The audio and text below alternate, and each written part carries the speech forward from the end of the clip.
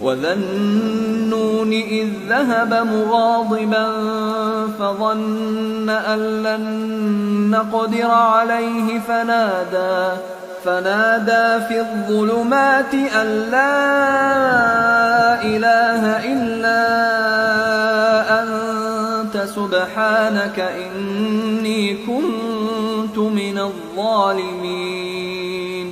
فاستجبنا له ونجيناه من الغم وكذلك ننجي المؤمنين.